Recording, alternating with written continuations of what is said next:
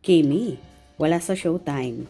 Posible nga bang kasama ni Paulo sa 19th anniversary celebration ng aktor?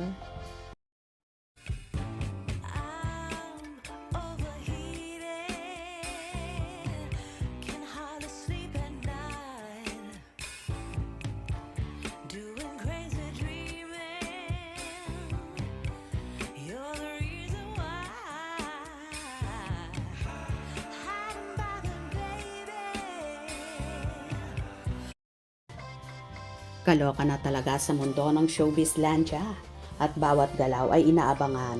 Kagaya na lang kung saan absent nga sa afternoon show na It's Showtime, ang multimedia idol na si Kim Chiu. Alam niyo naman kapag wala ang dalaga sa nasabing programa, hindi buo ang araw ng kanyang supporters. Pinaghihinalaan pa nga na baka daw kasama ni Paolo Abilino sa celebration para sa ika-19 na anibersaryo sa showbiz ng aktor. Pero may ilang netizens naman ang kumuda at sinasabing may photoshoot ang dalaga. Kung kaya wala ito sa Showtime. Ang iba pa nga ay naglabas ng katibayan, kaya naman super happy na naman ang kanilang supporters na may bago na namang biyaya na sinushoot ang dalaga at mapapasana all ka na lang talaga. Samantala, may kanya-kanya namang hanash at reaction ang mga kibidsers dito. Nagkita yan sila ni Daddy Pau. Nagkita. Nakatira na sa isang bahayan. Matagal na. More than a year na. Talaga? Nakatira na? Baka, pinagpahinga muna ni Pau. Meron yata kasing nag-post si Miss Vince. Long day shoot. Nasa Bangkok, Thailand sila. Nirepost din ni Isaias G. na Santos, si Bel Mariano po yon, hindi si Kimi at hindi po yon Thailand. Makati lang po yon. Anong pinagsasasabi mo? Bashers ka ni Kimi. Kita mo yan?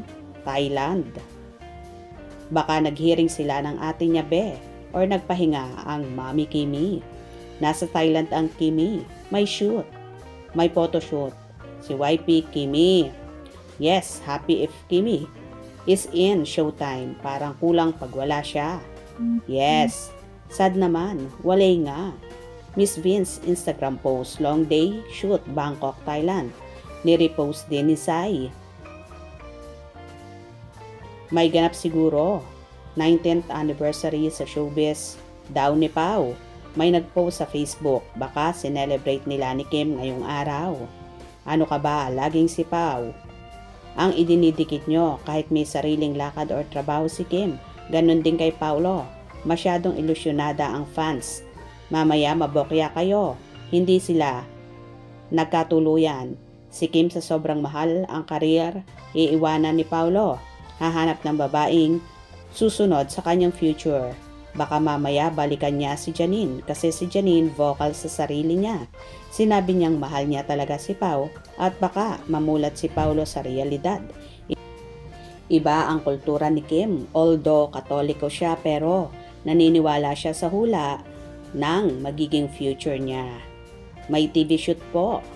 Wala si Kimi, walang excitement pag wala si Kimi. Para sa akin, may extra happiness ang It's Showtime pag present ang dalaga. O diba, kakaiba talaga ang powers ni Chinita Princess at pag hindi nga siya namataan sa It's Showtime, ay hinahanap-hanap talaga siya. Anyway, congratulations sa kanya kung may panibago na naman siyang photoshoot. Sana, mas marami pang projects, commercials, at biyaya ang dumating pa sa dalaga. Hope you enjoyed. Please subscribe for more info.